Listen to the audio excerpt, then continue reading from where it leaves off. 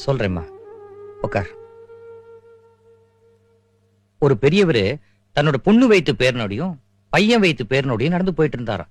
அவரோட வயல்ல ஆடு மேய்ஞ்சிட்டு இருந்தது. பொண்ணு வைத்து பேரன் சொன்னானா, தாத்தா உன்னோட வயல்ல ஆடு மேயுதுன்னு. தாத்தா காதுல விழல. பையன் வைத்து பேரன் சொன்னானா, தாத்தா அவன் சொன்னது காதுல விழலையா, நம்ம வயல்ல ஆடு மேயுது அப்படின்னானா. சின்ன குழந்தைங்களுக்கு கூட தெரிஞ்சிருக்கு, அப்பா வழி சொந்தத்துல உரிமை இருக்கு, அம்மா வழி சொந்தத்துல கடமை மட்டும்தான் இருக்குன்னு. சில அம்மாக்கள் உரிமை குறைச்சலா இருக்கிற மாப்பிள்ளையோட குழந்தைகளை மடியில போட்டு சீராட்டுவாங்க.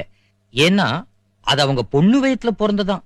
உரிமை அதிகமா இருக்கிற பையனோட குழந்தைங்களை ரெண்டாம் பட்சமா தான் நினைக்கிறாங்க. ஏன்னா அது மருமக வயத்துல பிறந்ததான். இது என்னம்மா சைக்காலஜி?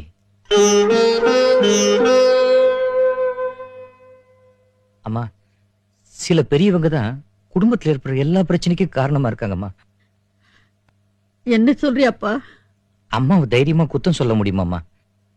அதனால்தான் பொண்டாட்டிக்கு பதில் சொல்ல முடியாம என்ன மாதிரி ஆம்பளைங்க எத்தனையோ பேர் திண்டாடுறாங்க.